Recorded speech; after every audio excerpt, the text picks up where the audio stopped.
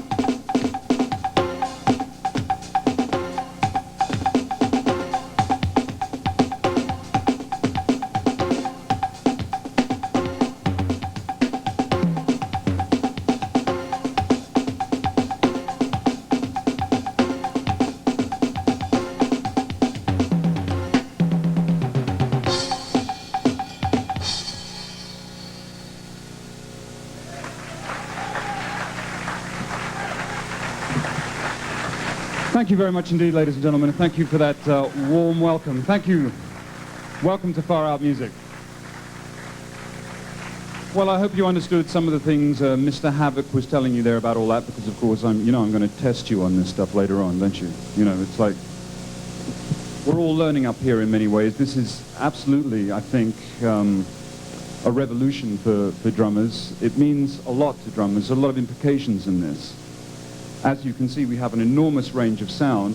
What basically was happening there was that Reek had programmed into the Commodore 64, like he explained, that pattern that you heard with the cowbell and that kind of stuff, and I was just playing the regular SDS9 kit on top and changing one or two of the drum sounds as we went through it.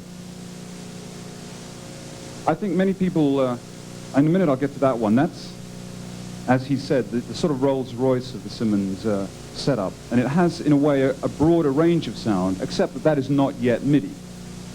Musical instrument digital interface, for those of us who've, been away for a while. Whereas this one, of course, will play the keyboards, and I'll get around to that in a second. But I think that it's worth just a comparison, probably, between this kind of thing and that kind of thing. I'll go up there and savage that.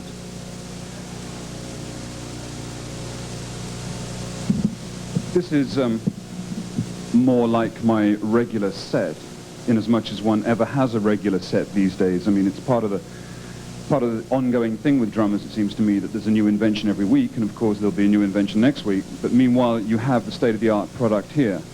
And drummers, I think, are learning to be as flexible as they possibly can be in trying to accommodate it and use it musically. Of course, I think they're running perhaps 9 months or so behind the scientists. The scientists are, of course, theoretical, and they're developing this interesting software and hardware that goes with it at a very rapid pace. The musician's job, that's me, the guy. I'm no scientist, I can hardly wire up a 3-pin plug, so it's worth noting to you that despite the fact that we have Reek with us, I know very little actually about the electronic side of this stuff. So in a way I'm in the dark, same as you are, but if you hear stuff tonight that I can do, then anybody can do it. You see what I mean? So this basically is more the kind of thing that the SDS7 does, and I might even try and play something quiet.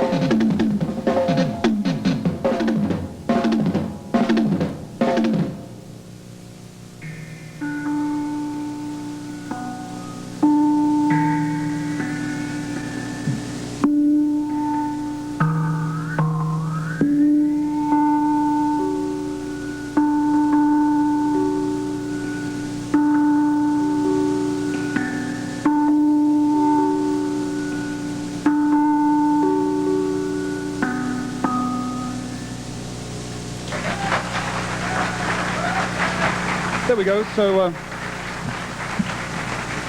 thank you very much. That's a little bit more like the sounds that the SDS7 can come up with.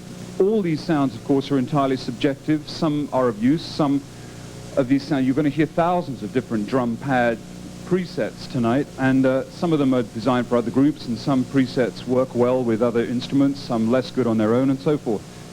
The idea to get across is that whatever you want, you can have. It really can be anything from the chip, the orchestra chip that is in that SDS7 over there that was in the Commodore 64 early on, through to any of these sort of gong, bell, sort of distorted sounds, that kind of thing, which I tend to favor, the sort of weird stuff.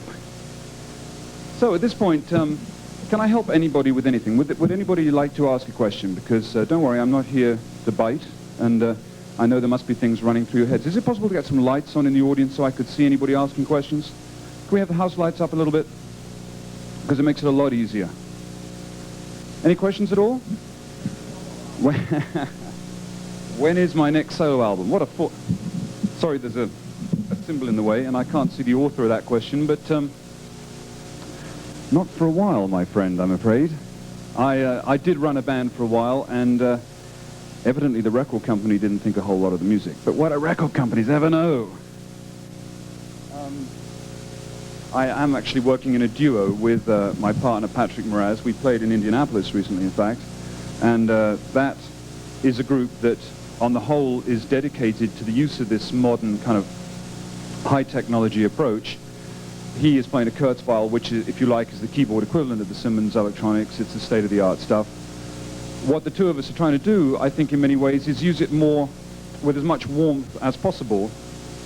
Part of one of the rumors, I think an unfounded one, about electronic music and about these kind of pads that you hear here, is that they are in some way automated, that in some way they're going to do the drummer out of a job, that in some way the automation will take away from the warmth and humanity of the drummer himself. I think part of the reason I have a group with Moraz is to try and show people that you can improvise with this stuff if you know what you're doing. I mean, it's a bit dangerous when you just, when you have synthesizers and so forth that you're not totally familiar with.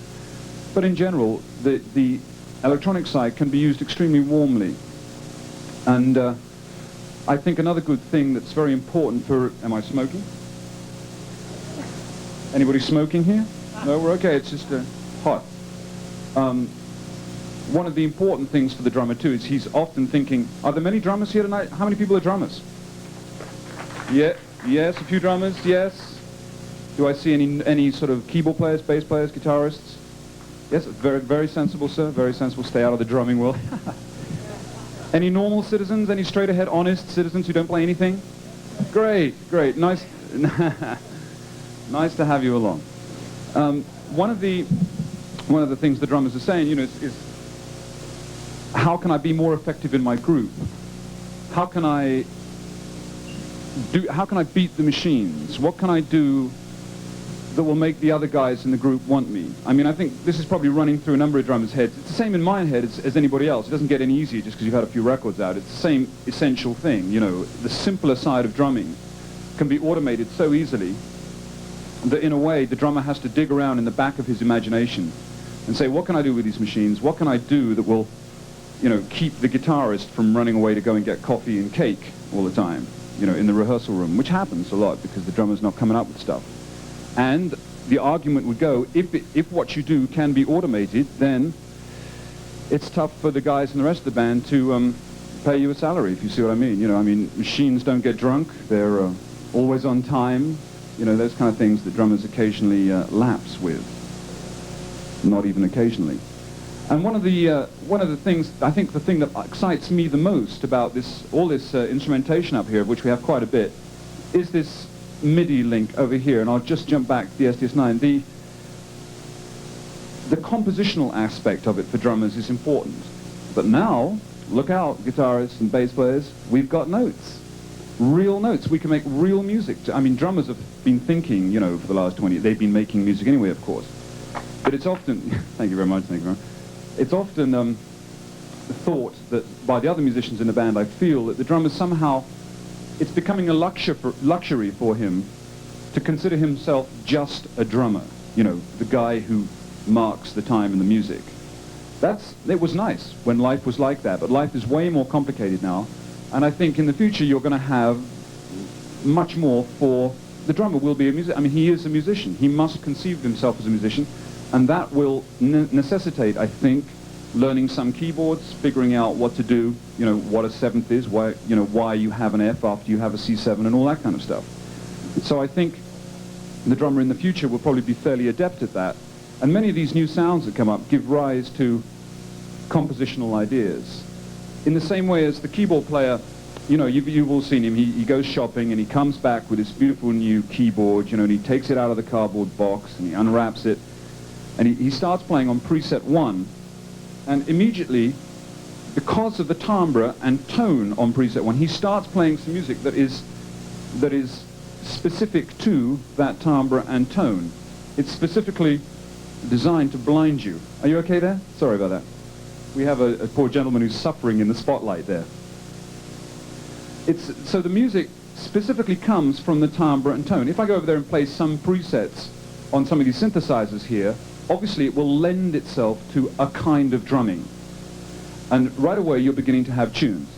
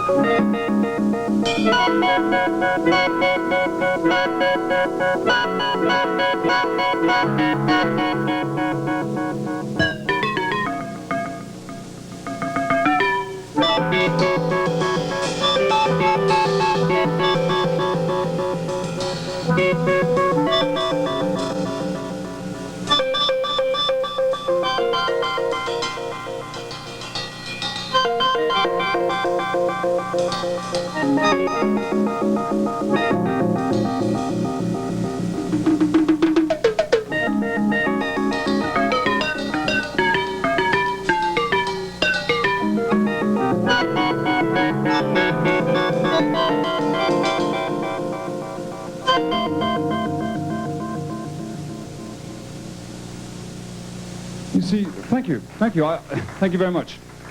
I did nothing. That was just the DX7, just a preset that I'm not very familiar, as it happens, with the Yamaha DX7. I don't own one. I don't know anything about it. I just know that I press preset number 1, and if I can do it, as I say, you guys can do it. It's not a problem. And right away, you get something that sounds, to most people, by most people, I usually think of my mother-in-law. You know, my mother-in-law thinks that's music. It's real music. You know, the rest of the guys in the band think that's real music. They have tonalities to play with. You are suddenly a real musician. You suddenly can compose, which I think is important. Let's see what else is on this machine here. This is as experimental for me as it is for you.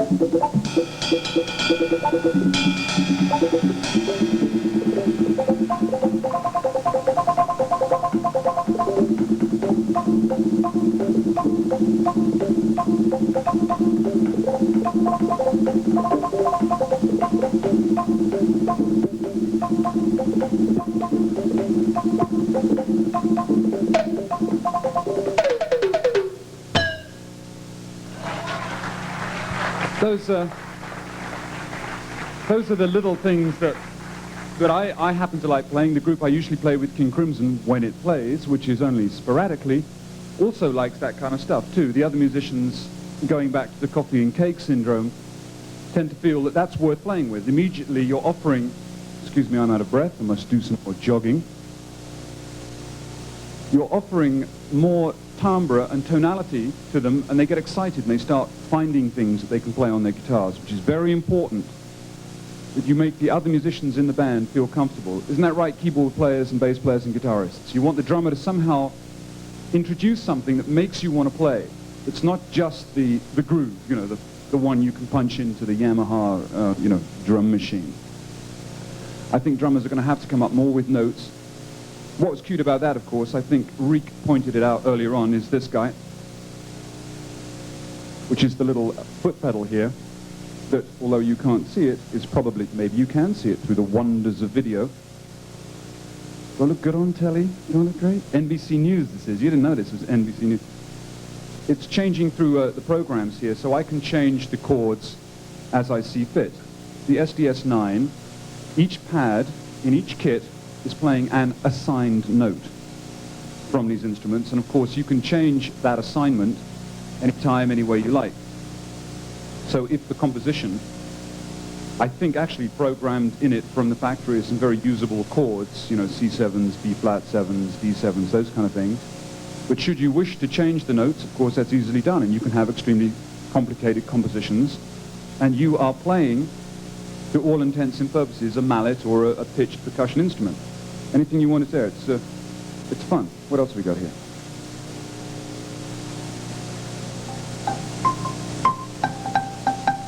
This is what the Japanese think is a xylophone. The Japanese are great people, but they sometimes, you know, their sort of understanding of instruments varies somewhat from the West. This is basically a preset xylophone.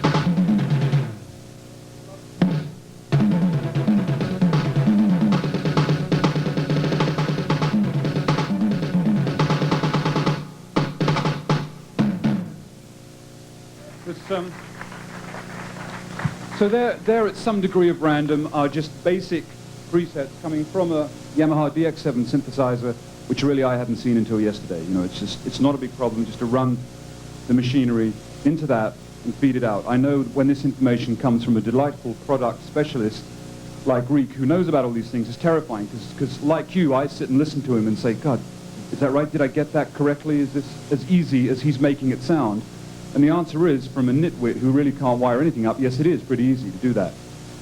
So I think it opens up a whole range of areas for drummers to move in and in which to survive and to generally add to the group that they may be in.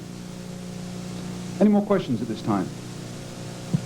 I'm sure I can help you with something. Yes, sir. Would you go ahead? Can we have the lights up again, please?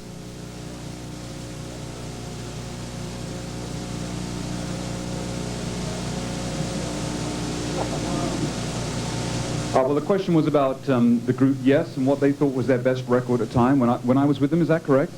And how I felt working with Chris Squire from Yes. Well, of course, these are questions now about the old days. That was a while back for me. You have to appreciate that. I mean, I think I left that particular group Yes about 12 years ago, maybe, or 10 years ago. Well, Close to the Edge was the one that was the most popular, and Fragile also was an extremely popular album. And in a way, those albums signified the end of the group at that particular time. You know, it then continued on with other people and got another whole audience. But while I was with it, those were the albums that made a logical thing for me. You know, to most American folk, it seemed as though I'd sort of got up and quit the group at a very weird time, just when it was hitting it big. That isn't actually the case. I mean, you have to bear in mind that I've been with the group 4 years, and that it is important, I think, for drummers to play with many different people. You know, I mean, I've been playing as a pro for 4.5 years, and had only ever played with 4 people. I was getting sick of it. You know, I mean, I didn't care who they were. It was you want to hear yourself play in other contexts. That's how you figure out what kind of a musician you are, what your capabilities are, and how you sound, and what things are going to sound good.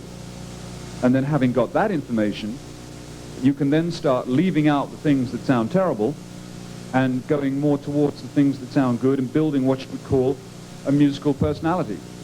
What's your name? Robert. Well, Robert, you have a personality anyway, right, quite outside of music, which has been built up through your experience. We know your personality, and at the end of it is a name called Robert.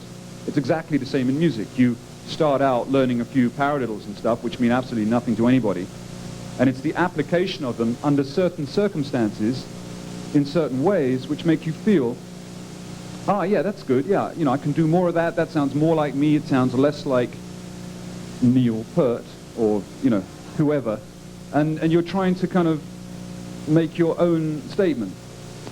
How did I feel working with Chris Squire on Fish Out of Water, which was an album of his? I felt great. I mean, it was quite an interesting record. He made it his house. He didn't pay me very much money, but it didn't matter. It was great.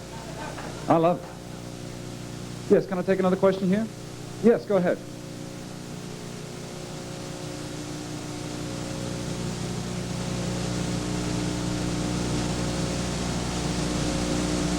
Yeah, I think as I heard it, but maybe you can give him a microphone next time, is that how do I feel about acoustic drums? Acoustic floor tom, snare, and bass drum? Well, it depends entirely on the group. Now, I have a record project coming up which is specifically a Simmons thing, and I'm really looking forward to that, and that will really be an SDS9 MIDI kind of thing. When I'm playing in this other group that I have with Patrick Moraz, that at least half of the time, let's play with brushes anyway. Remember brushes, those things with kind of funny things on the end, you know. A lot of it is played with brushes. It's quiet music, quite a lot of it. It's acoustic music, a lot of it, for piano and drums.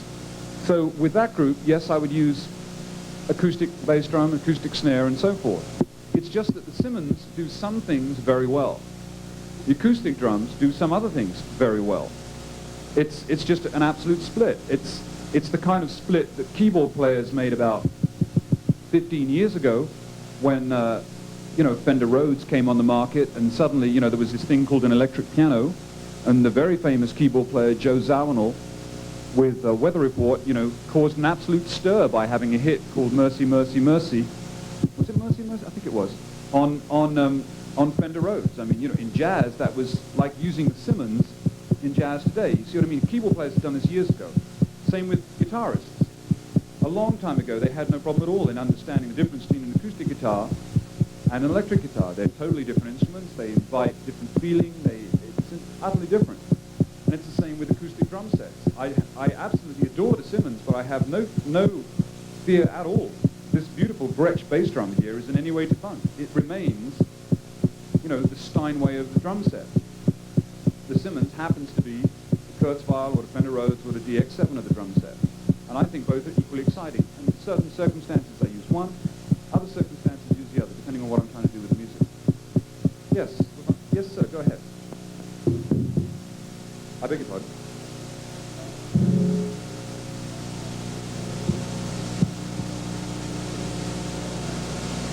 I'm terribly sorry, but you'll have to shout like crazy, real loud. Yeah. Have you ever missed the nuances of acoustic drums against the electronic drums? Great shouting, you were terrific. I got it. Do I miss the nuances of the acoustic over against the electric? Dynamics, etc. Yeah. Yes, in a way I do. In a way I do. There's no doubt about it that feeling the physical vibration of the instrument. Let's go back to the pianist again. Feeling as he sits at the keyboard. The reason I'm talking about the pianist a lot is because I've just been working with one a lot. And the piano is critical.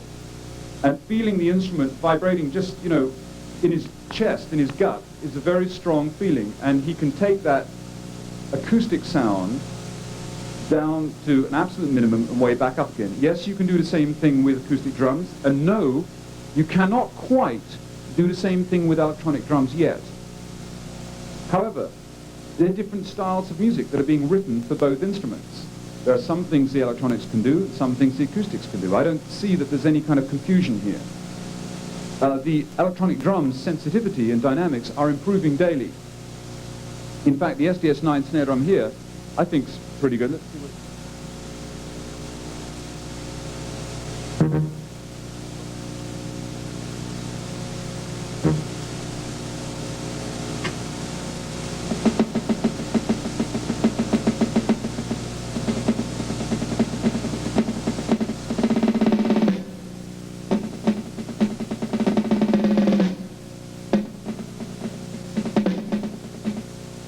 that it has sensitivity. You can also hear it has a bend on it.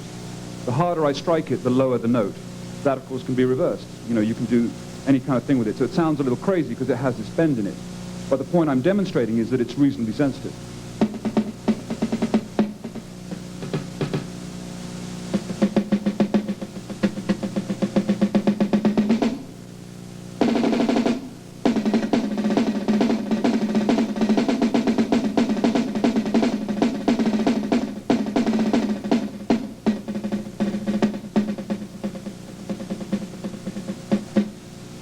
Not bad. It's definitely getting there. And I think it's only a matter of time till Simmons actually managed to grade a drum electronically exactly the same way or near enough to an acoustic drum. But in a way, why bother? There are acoustic drums that already do that. See, that would be my attitude on that. I mean, I'm sure Dave Simmons, who I happen to know and is in fact a keyboard player, probably isn't even bothered by that. He's much more interested in the drums being used through this kind of system, I think. It's a bit like saying, well, why don't we redesign the triangle so it has the same sensitivity as the snare drum? Well, you could do, but it's like a triangle is a triangle. I think that's the way I would look at that. Yes, was there another question here? Yes, go ahead. I noticed that a lot of people No, don't shout. either use acoustic drums or they use electric drums. I've heard of some studio musicians using acoustic drums with the triggering device with the Simmons. And have you ever used it? Yeah. And what do you think? It's a good question. No, I haven't ever triggered electronic drums via triggering devices through the Simmons, although that is all available. Reek, would you like to just take this microphone here a second and help me out with some of the technical side of these things? Personally, I haven't used that system because I know it sounds crazy, but I like the pads. I mean, I liked the whole, certainly when I started with Simmons 5 years ago, it was a different looking drum set, let's face it. It looked great and it sounded great. How about these triggering devices, you know, from acoustic drums? There are a couple triggering devices out available today for electronic drums for triggering from acoustic drums. Simmons is coming out with an MTM, which should be out theoretically sometime around next month. And with the MTM, you can utilize the electronic drums by playing your acoustic drums, and it will trigger them accurately without false triggering. And it will also be a dynamic enhancer for the SDS7 and the SDS5 kits, as well as giving you full MIDI capabilities like the SDS9, so you can play keyboards and other drum machines like Bill was demonstrating there earlier. Yes, go ahead, sir.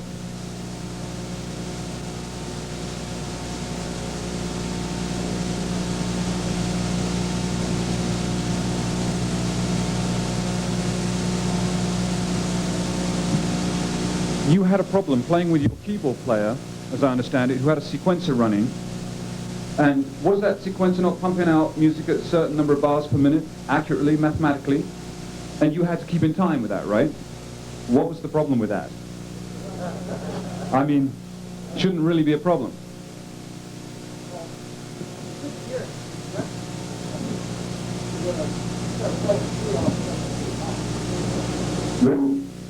You had a problem hearing the sequencer when it was running. And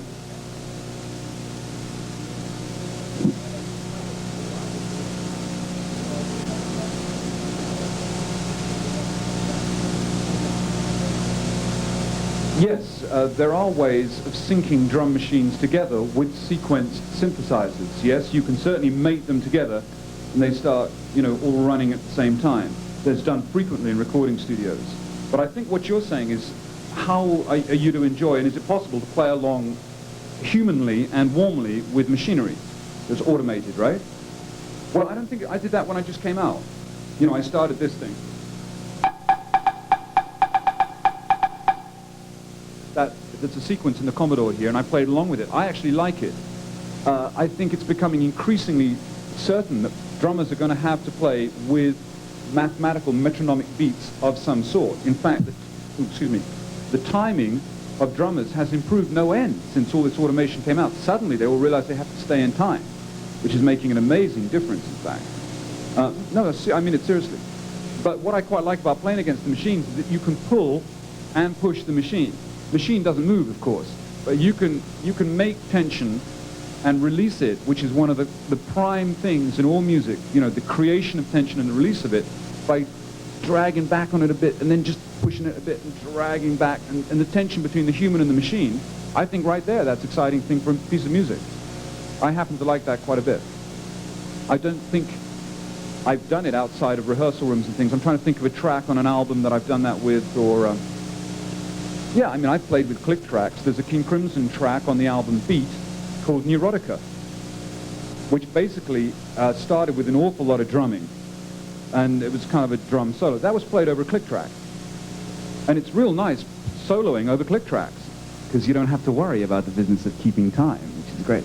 I like that. No, stick with it, you'll get there. Yeah. What kind of a bass drum pedal, maybe beater, and like weight sticks that you use, just as a rule? Yeah, well, I'm a very medium kind of person, as you can see, very kind of average guy on the street, and I use very average sticks. Right now, they're not even a pair, but these happen to be... no, in fact, I use 5As, more or less a 5A of any brand. These happen to be Tama Oak 21-4P, which is roughly the same thing. Bass drum pedals, I play Tama Equipment, and I use their bass drum pedal. What the hell is it called? I don't know. So, it's a pretty regular bass drum pedal. It's medium. I'd like to be exciting about this, but I can't. It's medium tension. You get it out of the box and you screw it on the bass drum and do that. I don't have any... Actually, that is partly facetious. I have spent quite a lot of time trying with the bass drum pedal real tight, screwed real tight, because I read in a magazine somewhere that other guys do that, gee. And then also real loose to see if I could, get my foot more accurately. But on the whole, I end up roughly back in the middle again.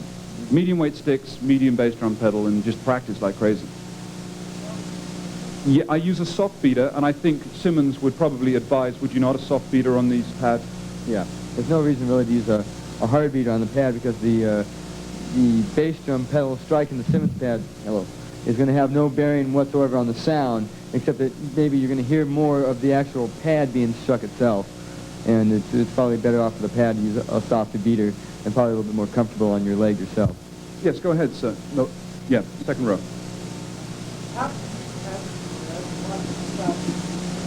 How did I meet Patrick Moraz? Well, down the Rose and Crown, actually, which is a pub. And why did I decide to play with him? Well, he lives locally to where I live, southwest of London. And actually, a large, sounds crazy, but a big reason musicians playing with other musicians is because they're around. You know, there are other musicians I know who live in California, and I know lots in New York and lots in London, but it just happened that he had a long summer vacation, I had a long summer vacation. He was all of 400 yards away, and I knew that he was really a pianist who, you know, he has this day job with the Moody Blues, which is not his favorite group, and it's probably not anybody's favorite group, but is it anybody's favorite group, the Moody Blues? Is anybody big Moody Blues fans? Well, anyway, he plays in that group, and that group you don't have to do very much. It's kind of, you just sort of, which is great, that's fine, but he does that for his day job, and at night times he comes out with me and we do weirder stuff. And I knew that, thank him. Thank the Moody Blues. And I think that he enjoyed, you know, being asked to come out and go back just to the piano keyboard and do whatever it was that he did on multi-synthesizers. I said, no multi-synthesizers for 1 year, just the piano keyboard. And in return, I will play just that thing, that round wooden thing, a drum. I would just play that, and we would see if we could make music together under those circumstances that excited us. On the grounds that, if we could, then we would allow ourselves to progress to the highest state of the technology possible, leave out all the interim stuff, you know, and go straight to the Kurzweil for him and the Simmons SDS9 or SDS7 for me. That way we felt we'd have an idea, a foundation for the group, which was more than just, you know, two ex-yes guys, you know. Yeah. I guess this is more for Reek, really. I play a set of the SDS8s, okay, and the bass drum, I use a wooden beater, and the reason is I use the self-programmable, user-programmable part. The bass drum sound, I could not get it to sound the way I wanted, so I hooked the bass drum into the low tom input on the head and the low tom input into the bass drum, and the wooden beater on there. I finally was able to get the bass drum sound that I wanted. But you were talking about the, this is getting confusing. You were talking about the felt beater. The wood beater did make a difference on the attack. Would there be some way I could change that on the 8s, on the, you know, just the sensitivity or something that I could use the felt beater because I blew up my 8 bass drum. Yeah, I imagine you would with the wooden beater. A lot of the sound, what you might try doing is experimenting around with the soft beater and the hard beater, and maybe just recording the output of your Simmons kit into like a tape recorder where you don't have any open mics, just the output of the electronics itself, and see if actually the sound that you're hearing that you're liking is the sound of the hard beater hitting the pad. Because when you're back here playing on the electronic drums, when you're playing on an acoustic drum kit and and your stick hits the head, that sound is overall part of the sound that you're enjoying from your acoustic drum kit. On the Simmons kit and on any electronic drum kit, basically the stick sound hitting the pad and stuff is almost to some people annoying, but it does add to the sound to the player because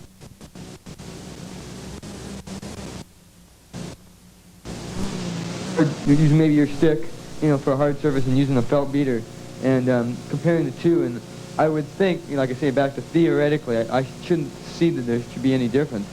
But then again, there possibly could be. There's a gentleman over here who wanted to ask a question. What do I think about double bass? Are we talking about upright things that go boom, boom, boom, boom, boom? Or you mean two bass drums? Two bass drums. Well, to be handled with care. You see, the thing about drumming is that, contrary to sort of public opinion and what it is that the kids tend to want when a drummer takes the bandstand, it's actually about, if you think about it, rhythm is the space in between the notes. It's worth remembering that. It's the space in between the notes. That is what rhythm is. It isn't the note and the next note. It's the space in between them. Now, From that follows very obviously that what a drummer is doing is playing with space, and he decides voluntarily to end that space by striking the next note. Generally speaking, drummers are way too busy for most other musicians, right, other musicians?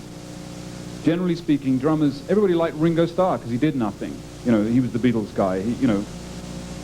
That's a very popular attitude, just to keep a flow without filling it up too much. The trouble with double bass drums is that, once you've got that lick that goes jigga jigga jigga jigga jigga jigga jigga jigga for the last chorus, which, everybody uses that, it's, once we've heard that, it's like, well, be real careful. I think if you can master 3 or 4 notes in the right foot fairly quickly, da-da-da-da, da-da-da-da, da-da-da-da, something like that, I think you have as much speed in the bass end of the music as you would ever want. Now, that's not to say that there aren't effective places for double bass drums, but all I ask is if you play double bass drums, watch out for the space. That's what rhythm is. I actually used a Simmons SDS7 bass drum with my acoustic bass drum for a while, and that I kept in a kind of quarter note feel and doubled it with lots of other instruments. So the snare drum was quite often doubled with the left foot making a thicker sound, or a sort of hand clap figure that went through, bringing out the quarter note while I did when I might, played a counter rhythm on top. But just be careful with it, that's all. Do you play double bass drums? Do I think it makes the drummer sound better? What makes the drummer sound better is the drummer. It's not how many bass drums he's got. It's how he uses them and where he plays them. He might look prettier. I don't know. I just missed the end of that. Make a harder bass lick easier sometimes. Do you think it'll make a harder bass lick easier sometimes? A harder bass drum lick? You mean easier to have two drums? Yes, I do. It is true that if you have a difficult bass drum part and you split it between 2 feet, now I'm not an expert in this because there are guys who are very good at this, but if you split it between 2 feet, yes, it's quite possible that you will catch more evenly paced notes rather than if you've got a difficult bass drum part. I don't really believe in difficult parts. I have only ever played parts that are easy to play for me. You see what I mean? I'm not interested in a difficult part for the hell of it. That's like, why play difficult parts, especially if they don't sound good? It's a case of play something that you feel real comfortable with. If you've got too fussy a part in the bass drum, play a simpler one, would be my attitude. And I know the other musicians in the band would love it, and I've played with other good musicians who told me that many times. Yeah? Go ahead. What's become of Jamie Muir? What has become of Jamie Muir? Jamie Muir, for those of us who are unfamiliar with this particular character, was an advertising executive who joined King Crimson. He's also a kind of a maniac as well, and a percussionist. He was a trombone player first of all, but his lungs gave out and he took to percussion, with which he was extremely descriptive and very musical, and in a way preempted a lot of this kind of stuff because he used to build his own instruments and create events in the music. He was very encouraging to me. We both worked together in King Crimson for a while. I was ostensibly the neat and tidy guy who would keep the groove, and Jamie would be his best to terrorize me and generally make a mess of everything I was doing, which was the general idea. And he did. And I liked the way that he created events in the music. The music would continue for a while, and there'd suddenly be this upheaval, like kind of St. Helens, sort of going up in smoke, and you'd trace it to Jamie, who was doing something, but there was always interest. It was always colourful, be it, sort of rubbing polystyrene together, sort of stuff you get out of the DX7, But in those days, it was 10 years ago, he made his own instruments. And he wasn't at all impressed by paradiddles and the stuff that drummers kind of tend to show off when they get on a drum set. He wasn't at all impressed by all that stuff at all, that sort of military business.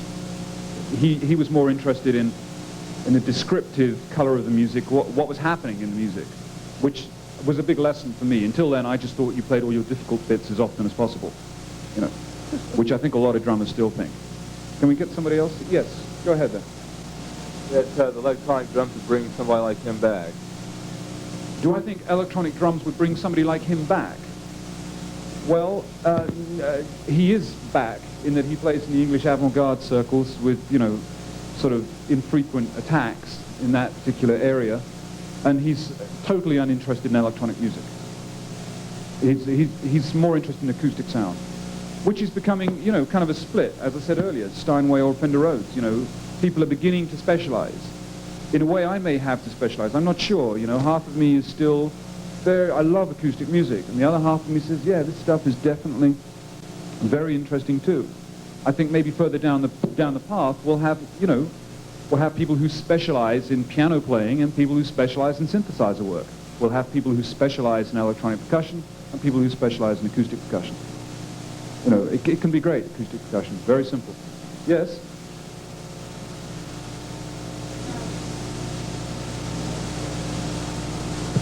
Was Jamie Muir the man who put pieces of metal in chains and stuff like that and made Robert Fripp duck as chains whistled across the stage at 100 miles an hour? Yes. It's all true, all that stuff. Yeah, he did. It was dangerous. You know, everybody used to sort of play in a corner like this, leaving a large amount of space for him to kind of do his thing. It was great. He terrorized audiences, put the fear of God into them. Yes?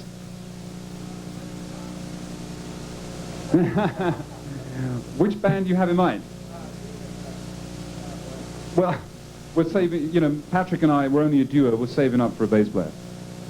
The gentleman behind you, yes? Right. I was mesmerized by your music. I would like to know how much of your music was actually worked out, and how much was spontaneously evolved on stage. Because you were so incredible.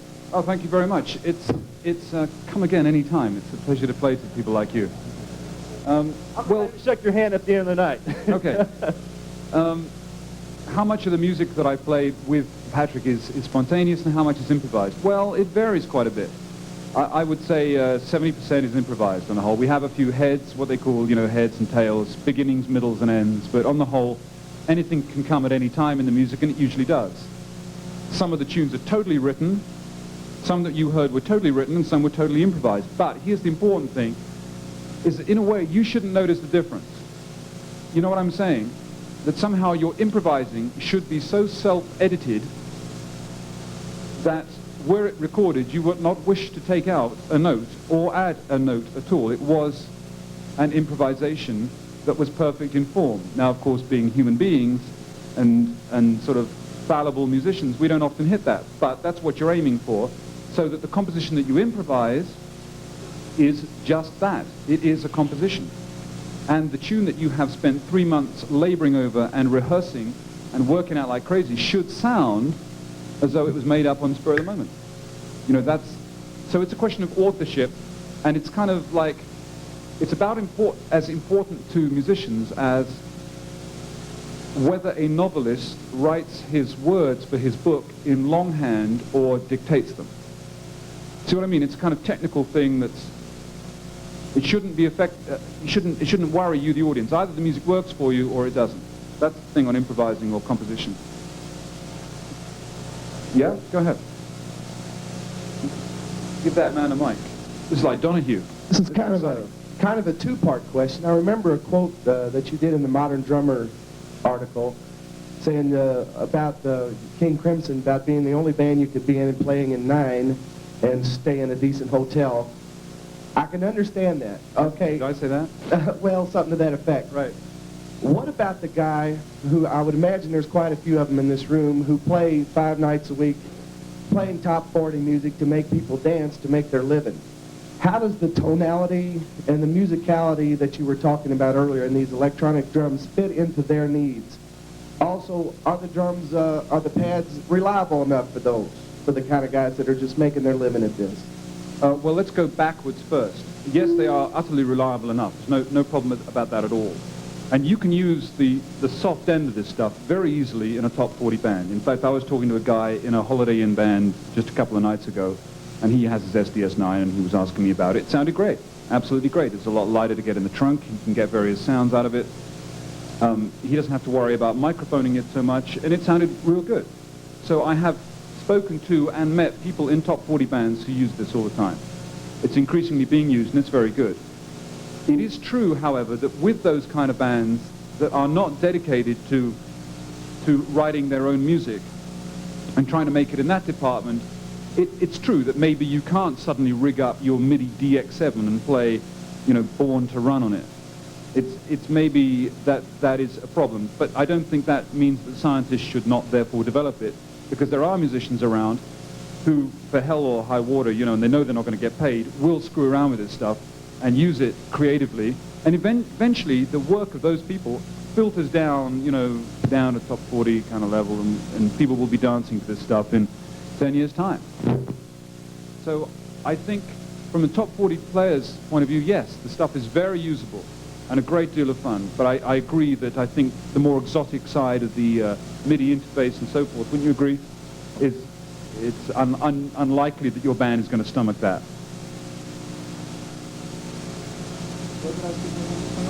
Yeah, sorry, at the back there waving, sorry. I have two questions, actually. One is, I know that you do most of your composing with a piano. How has the electronic drums helped you compose?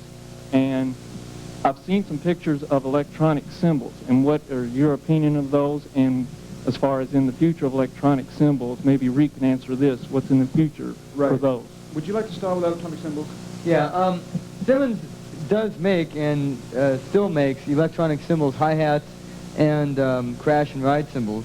The electronic hi-hat that we have for the SDS7 and for the SDS5 kits actually incorporates a hi-hat pedal also, not a typical one like on these great Paiste cymbals here, but a pedal that's wired that gives you the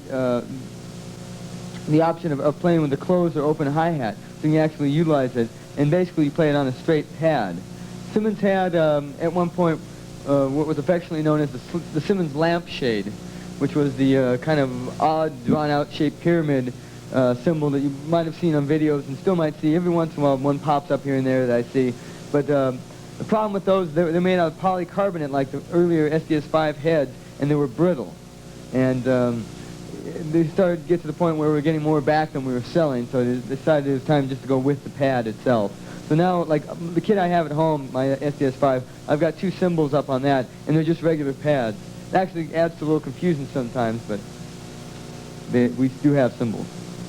As regards, you know, the use of electronic drums in composing, I can only give you examples. The first time I managed to write something that came specifically from the electronic drums was a cut called Waiting Man, which was on an album called Beat by King Crimson. And that was using the 5 pads, which are now, I think, kind of defunct, so any of you with 5 pads, keep them, because they'll be going shooting up in value. Everybody wants Simmons SDS5 now, it's been discontinued. Those pads, I used to wind them up to certain notes, and via an outboard foot pedal like this thing, which I had custom made, and which is why this, partly one of the reasons why this is now here. You see how musicians' work feeds back to the scientists, and they say, yeah, that's, you know, this is what we need. Via that outboard equipment, I played along on the tonality of E for a while, then shifted it to the tonality of A, and then shifted it to D, and so, which now you can do much easier. It's just we didn't have that stuff then. And I wrote a little part, you know, just like a marimba part, and had the other drummer who was standing the other side of the drum set play a harmony to that part, and then the stick bass, which was playing along, played another harmony, and we had music. You know, it's the sort of thing you start playing and people like it. It's like this stuff. What's that? Like this stuff?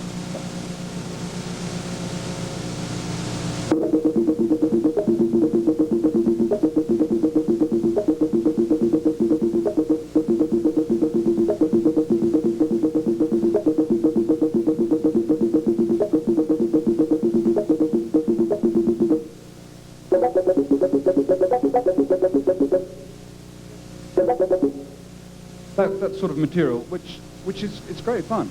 I mean, it's easy, there's nothing to it. And you can just sort of improvise a little, you know, you just play the melody as it comes to mind. You know, and eventually you agree on a melody, and away you go. You've written a little tune. And it just makes a change. You keep the kick drum going if you need, you know. But that was the first time. I think also there's a cut on 3 of a Perfect Pair, which is another King Crimson album, which was called Industry.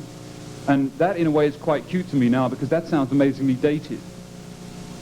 such is the speed with which electronic drums are developing that the stuff I played even 2 or 3 years ago, 2 years ago, is sounding amazingly old. You know, some of the old Simmons 5 sounds, which, you know, nearly made it but not quite. Yeah, they kind of came and went. Right. The spirit was there, even though, you know, the intention was correct, even though the technology wasn't right. The intention was correct, and via a certain series of crashing tintinabulations from the SDS-5, it sounded entirely industrial, and everybody, you know, no problem at all. Everybody can understand that. Then recently, I suppose, with Patrick Moraz, we had a thing called machines programmed by genes. Machines programmed by genes. It's us that run them. Have no fear, which was an improvisation for Kurzweil and Simmons, SDS-7, and we improvised something together. Usually, this stuff, nobody really dares improvise with this stuff yet, because in a way it's frightening. You know, you're not exactly sure about the right timbres and sounds that are going to come out at any minute. But we tried that, and we recorded a tune called that on our album Flag. So there's 3 examples that I can think of immediately, but it's early days. I've only just recently got a synthesizer myself and hooked up my own SDS-9 through the MIDI to the synthesizer, and I love the sounds that I'm getting, but I need to make an album with it. I have the guy in mind. I know who I should do it with. Yes? Anybody else there? Yes, sir, go ahead. Yes, I was wondering, who were some of your favorite drummers when you were growing up, and some of your favorite drummers today? Some of my favorite drummers when I was growing up and today were kind of the same people, actually. I haven't really changed much. I tend to, I've stuck with many of the American great drummers, the great American drummers that I grew up with. I grew up with jazz. I'm surprised, actually, nowadays, the younger guys like me don't seem to know anything about jazz at all, which seems real weird to me. I'm not from America, as you can tell. I'm from England. And jazz was the thing. I mean, we just grew up with jazz. The Rolling Stones came, and, you know, we listened to that too, but nobody could quite, you know, it was like the jazz album stack was this big, and the Rolling Stones were kind of like that big. And it was listened to with all fairness, but nobody could hear anything happening with the Stones. But with the jazz stuff, I mean, for musicians, that's where drumming was happening, and that's where good drumming is happening now. I think you could argue that some of the top-flight programming and sequencing of people like Terry Bozzio with Missing Persons and stuff is equivalent, which it is. It's real good. It's real good. But on the whole, the dexterity and the feeling and power of jazz drumming was and is very exciting. That includes all your Elvin Jones, Roy Haynes, Tony Williams, all the big jazz American greats, and I still love them all. What I liked about them was their individual touch, their individual sounds, their individual uses of the instruments they had in front of them. Now, admittedly, all they had in front of them was a big cymbal, a little drum, a bigger drum, you know, simple in comparison to this stuff where we must have at least immediately in front of us 100 drum sounds right here. Their problem was not deployment of the timbre and the tone of the instruments. It was creating this burning groove, and I felt for that right away. So on the whole, those are the guys I still listen to. In many ways, I don't, in the rock and top 40 department, it's not really a drummer's thing anymore. You know, I mean, drumming isn't happening in those departments. Machinery is happening, automation is happening, dance floor music is happening, that's all fine. But to get a drummer's personality across is real tough. And Terry Bozzio is one of the first people that I can think of in that so-called new wave, you know, style, who's been very good. He's a brilliant musician, in fact. Any more here? Can I help anybody else?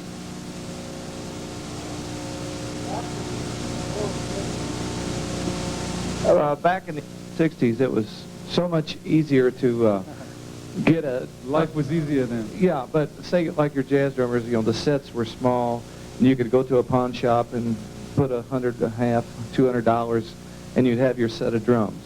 Okay, well, a young guy coming up today, what would be, you know, an expense, just a small expense or something that he could get into these Simmons drums? What would you suggest? Yeah, good question. You know what I mean? I'll pass that to Reek. Well, you have to remember too, like, say, accordingly, the price of a house in 1960 compared to the house in 1985, that price difference is probably comparable to the price of a $200 drum set back then. What would then be comparable to $200 would probably be somewhat similar to, you know, your $2,000, you know, around now. I think basically, like, see, the SDS-9, which retails for around $2,100, is price-wise pretty comparable to an acoustic drum kit. And for someone first getting into electronic drums, the SDS9 is a real good kit because it's variable and adjustable, but it's kind of held within a realistic format. On the SDS7, I mean, you can get way, way outside and have a sound that sustains for, you know, some 10 seconds or 12 seconds or so, you know, where your acoustic drum just doesn't do those sort of things. I think the SDS9 is actually a good step. It's not $200, but it's... How much is it? It's $2,100. SDS9? SDS9, $21 or $21.95. SDS9 and a Casio CZ101, which is about $300 or $350, and you've got music at your fingertips, a lot of range of sound. That would be an extremely flexible combination.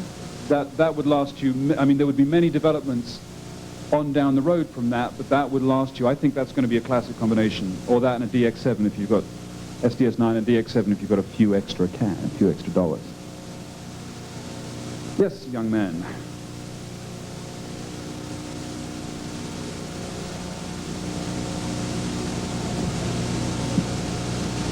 What's the first band you played in, and what's the band you liked the best when you played in? Well, the first band, what was the first band I played in, the band I liked the best of the bands that I have played in? Well, the first band I played in was called Yes, and they're real popular now, actually, but that was a long time ago. That was before you were even a twinkle in your daddy's eye. And so that was old music. That was way back in history. And the band I like the best is almost always the band I'm in at the time. And I'm in two bands right now. One's King Crimson, and the other one is with Patrick Moraz, who's a keyboard player. Does that answer the question okay? Yeah, go ahead. Yeah, it seemed to me like you were incorporating a lot of double stops with your rebounds, and I was kind of wondering how you went about developing that. Incorporating a lot of double stops, which are rebounds. Yeah, you're talking about two strokes on the drums, right? Daddy, mummy, roll, is it sometimes known, that, right? Yeah, and then sometimes two together, doing double stops and then a rebound after it. Uh-huh. Let me just...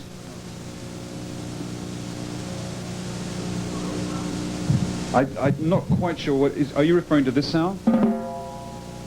I think he means both sticks hitting at the same time. Is that what you mean? Those are flams. Are you a drummer? You're a drummer too. Well, you've heard of flams, right? Have you heard of flams? Sure. Sure. Well, you know, flams came from the military. It was in order to thicken the beat. Now all you have to do is buy a Simmons SDS9. You see, it does it for you automatically. You don't have to learn this crap anymore. Isn't that great?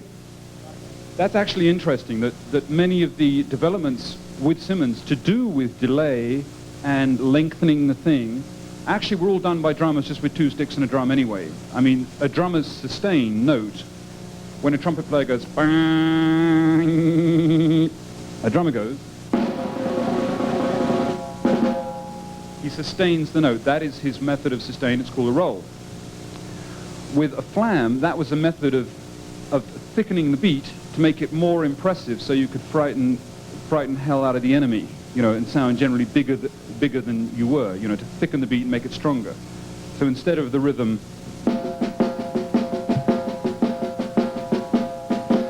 you'd have... Do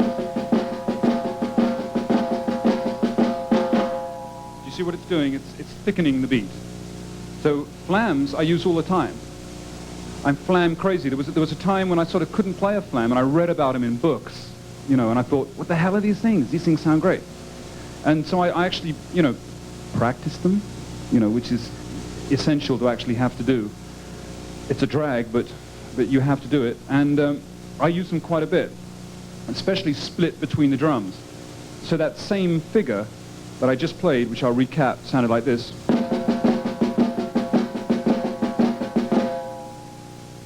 Sounds between two drums. You hear one stick coming down later than the other. When you speed it up, that blurs it, thickens the beat, and makes it more ambiguous. See what I mean? Without that, the rhythm is... That's without the flam. And with the flam...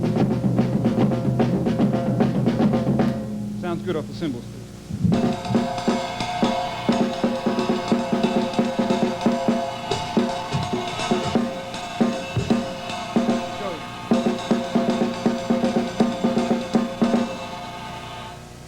Flams I use all the time, all over the playing. It thickens up the beat.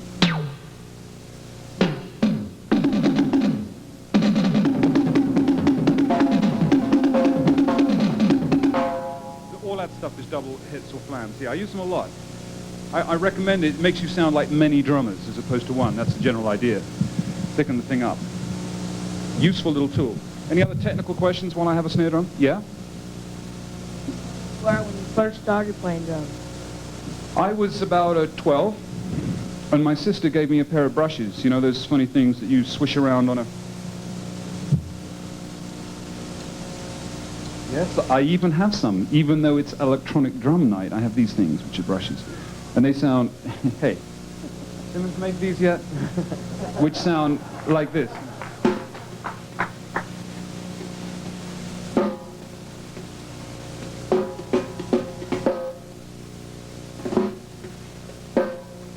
They sound great on album sleeves if you get a long round beat with those, which is great. So I started with that, then I bought one of these, which is a snare drum, then I saved up for a bigger one, went in the loft and started practicing. So I was about 13 and I'm 36 now, and I still don't really know that much about it. It's if you take up a musical instrument, look out, because it's addictive. As soon as you solve one problem and you think, God, I've got it, I now know how to do it, that opens up another whole problem. As you go up every hill, you come down the other side, there's another hill. So it goes on and on and on. And these instruments, be it just snare drum itself, you can spend a lifetime with it easily. No problem at all. Yes, sir? I noticed when you're playing with King Crimson that you use a lot less cymbal and a lot more riding on the tom or Simmons drum. Now, with the cymbal, you can usually get away with a straighter beat, but with playing on toms, you have to make something more interesting. And I was wondering how you came about with that method. Yeah, I know what you mean. There were less cymbals in King Crimson, more drumming. That was a specific kind of request. Let's have a more of a drum-orientated kind of thing. But the first problem is, as everybody will tell you, that if you play on a drum all the time, it sounds, if you just play the cymbal rhythm, which is a high frequency, and you transfer that to a low frequency, it sounds like you're playing a drum solo the whole time.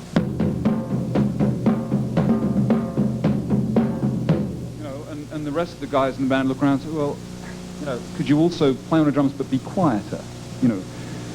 So it's like what you've got to do is replace the high frequency of the cymbals with high frequency drums. So I opted more for this kind of.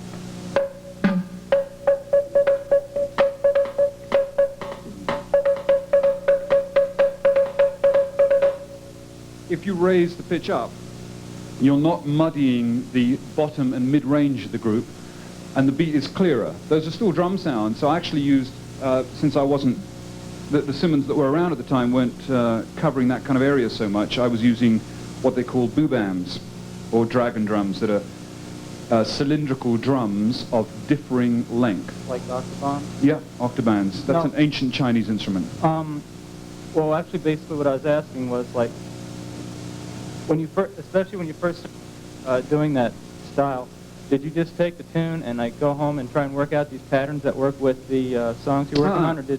It doesn't quite work that way. We didn't have tunes that you could take home, and the tunes develop 20 minutes before the red light is put on in the recording studio. They just sort of they lurch into activity in some way.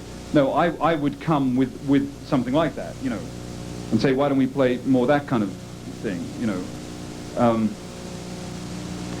maybe, I think, just a brief bit of history, that up until the 80s, the drummers, through this whole jazz rock thing, were getting real complicated, making a very big deal about odd time signatures, which they still tend to do, but in a way it's very passe. A lot of the musicians were saying, why can't you do all that complex stuff if you want to in 1900 time, but let us feel the groove, and that's a very simple thing to ask and a very fair thing to ask, and it seemed sensible to play the more complex patterns on top, but keep the dance floor groove.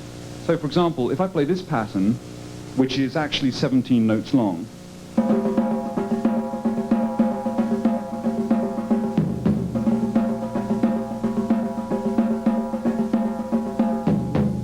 I just played that twice. It's like the other musicians, if you make a fuss of that, they don't know where the beat is. But if you put it over a simple beat,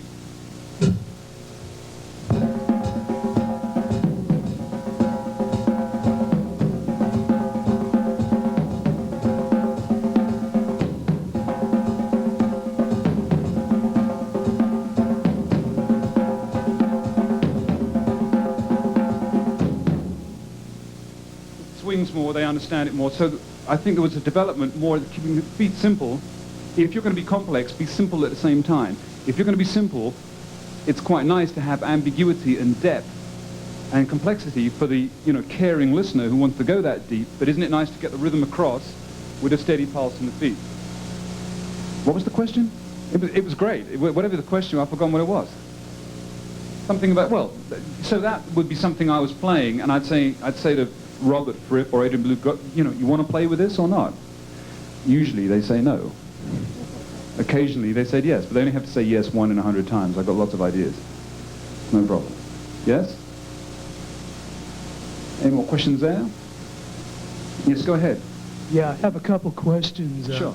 Have you kept track of Dave Stewart? And the other question is, why does England and Europe come up with so many more interesting bands than the States? Oh, well, it's nice of you to say so. I'm not so sure the English and the Europeans agree with you. They always look at America, of course, and saying, why is America always coming up with such great bands? Have you ever heard the phrase, the grass is greener on the other side? If you're American in London, you're hip. If you're British in America, it tends to have an instant kind of something or other. I don't know what, but you see what I'm saying? It's always the grass is greener on the other side. The Dave Stewart you're talking about is not to be confused with the Dave Stewart from Eurythmics, who is another Dave Stewart, but the guy I know is a keyboard player who was in my band, worked 4 albums with me, he's a very good musician. He then went back to England and had 2 huge hit singles, cover versions. We're talking about cover bands. He did Leslie Gore's It's My Party, remember that old smoker? On 1001 DX Evans. I mean, he automated and synthesized that to death. Everything about it was artificial. A huge hit. And then another one, and now he does almost nothing. Maybe he's retired. I don't know what he's doing now. He's a good man, though. I must give him a call when I get back. Yes? What's it like working with Tony Levin, and is he open to your ideas? Tony Levin. Tony Levin is a bass player, the bass player with King Crimson, but also an extremely good New York studio musician. You would have, in your record collection, if you've only got 5 albums, 4 of them would have Tony Levin on. He's a very good player. It was very educational working with him for lots of reasons. And I was saying earlier about leaving space. He doesn't talk much. He doesn't talk nearly as much as I do, but he implies right away by his playing what it is he thinks of your playing. Generally speaking, the more I played, the less he'd play. So, because he can't stand busy music. So, if he hasn't played for about a minute or 2, you know what he's telling you about your drumming. It's, you don't have to ask, it's very straight ahead. And conversely, the more I would leave space, the more Tony might wish to play something. It's like very restrained. Never in any way interested in showing off or, demonstrating what hip chops he's got. It's no technical race for him. If he can't get a groove from it, it just isn't music, and he doesn't care less. And he's a good musician. He played classically with the Rochester Philharmonic. He played under Stravinsky, the Rites of Spring. He played in the Gary Burton Jazz Quartet in Japan 15 years ago. He's good, very good. Yeah, did I hear another one? Yeah, the back. I was just curious. Do you tune your snare drum to any particular pitch? Basically the bottom snare. I noticed because I can always tell if it's you on an album, ever since some of the first Jess albums, because your snare always rings. I know what you mean. This snare drum here, actually, I didn't tune at all. It was you, Brad, right? Was it Brad? It is Brad. Yeah, right. Brad made this one up, and I think he thought I would like this drum because it's kind of got that thing to it. I'm just curious if you ever had any engineers ever tell you to put tape, because I know a snare always has a lot of life to it. Sure, always. Engineers hate it. They can't stand frequencies flying around. What did you tell them? Well, now, I mean, I just play it anyway, and it just doesn't matter, you know. Right. But in the early days, we had an imaginative engineer called Eddie Offord who was interested in odd, idiosyncratic things about people's playing. We tried to make an event out of it, so we just cranked it up and made it louder. You know, now that kind of stuff doesn't go on anymore because record companies don't like that, and you folk are only supposed to like a certain type of music and all the rest of it. But generally speaking, this is a straight ahead snare drum. That's the top head. That's the bottom head, which, as you can tell, is slightly lower but not much and a bit more damped. And my usual stroke, that's just, you know, that's how you would sound on it if you did it. But usually I play quite a few rhythm shots. If I'm playing a groove of some sort, there are a lot of the notes are implied, or what they call ghosted, in the middle.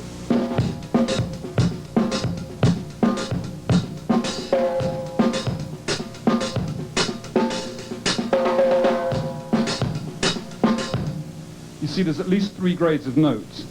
There's the quiet ones, there's the medium ones,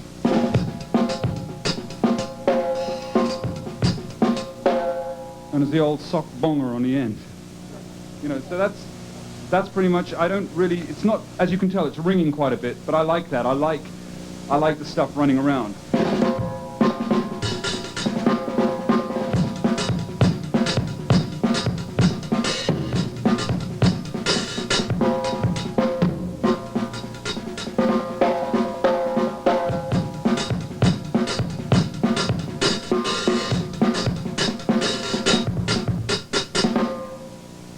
Simple. Fun. But as you say, recording engineers don't, on the whole, like that. They want that big, dark, dead thud, which we all apparently know and love. Any more questions? How are we doing? Yeah, let's take a couple more. It's getting real hot. I'm getting a suntan here. Yes, the gentleman at the front. Do I always use match grip? Yes. That's a quick answer. Yeah, I never did manage to do that. It seemed real difficult to me, that. It's still a mystery to me how people manage it. It's great. But it's 2 entirely different motions, and I had enough trouble doing one. You know, so I stuck with that. And then another question here?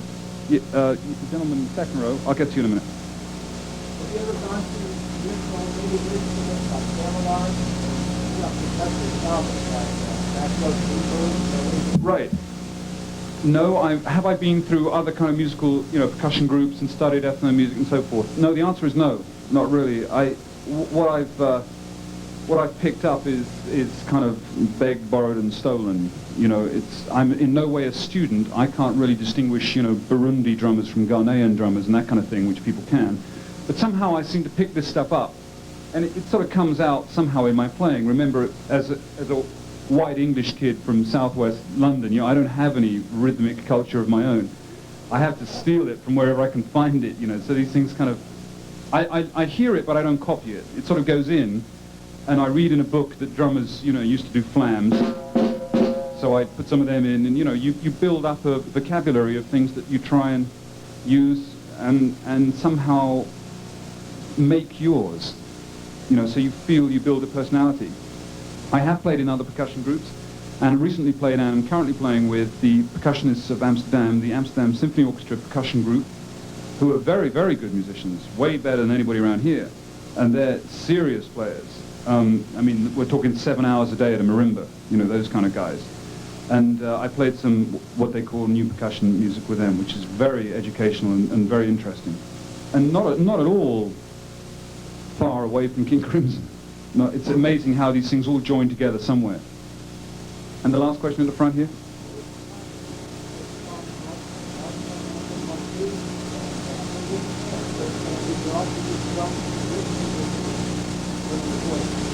What is the timing of, oh, you and your timings, God, you think I know this? I don't actually know. The Large Tones and Aspic Part 2,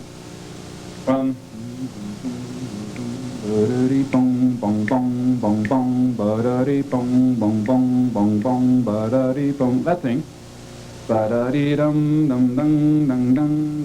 That. I don't know, you count. 3, 4. 11, 8. Boom, boom, boom, boom, boom, ba-de, boom, boom, ba, boom, ba, boom, ba, be, boom, boom, ba. Be-be-de, boom, boom, boom, boom, boom, ba, be, boom. I don't know. 11. There you go. Great. See? And what was the next one? It. Bong, bang, bong, bang, 5, 1, 2, 3, 4, 5, 1, 2, 3, 4, 5, 1. That's dead easy. You know, you just play that thing. Did we use a machine with it? No. No, not with that at all.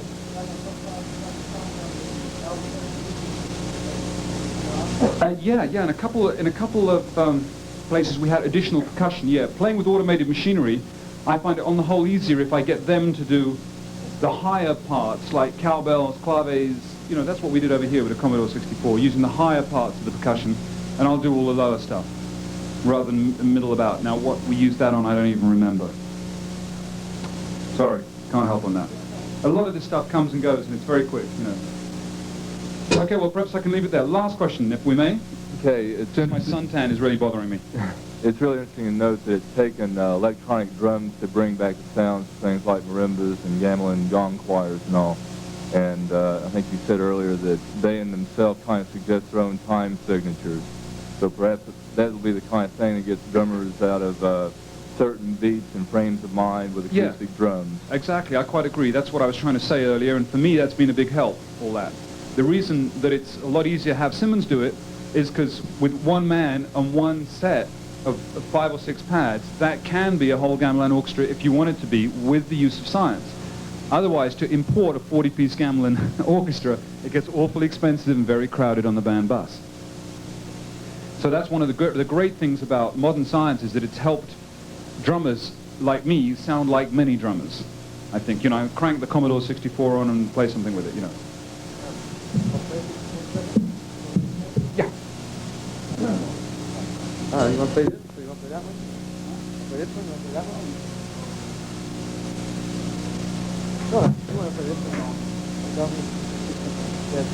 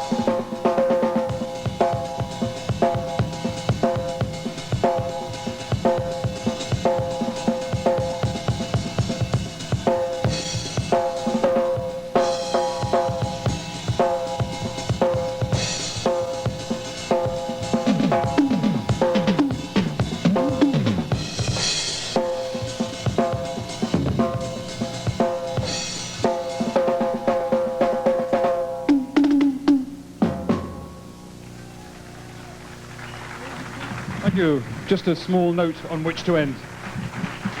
I'd like to thank all the people, thank you very much. I'd like to thank the people from Far Out Music for arranging all this today. I think they did a grand job. I hope you were able to see everything up on that delightful video screen. I'd like to thank Wreak Havoc from Simmons for coming along tonight to explain all this to not only you but me. And last of all, I'd like to thank you lot for coming along. Thanks. Bye for now.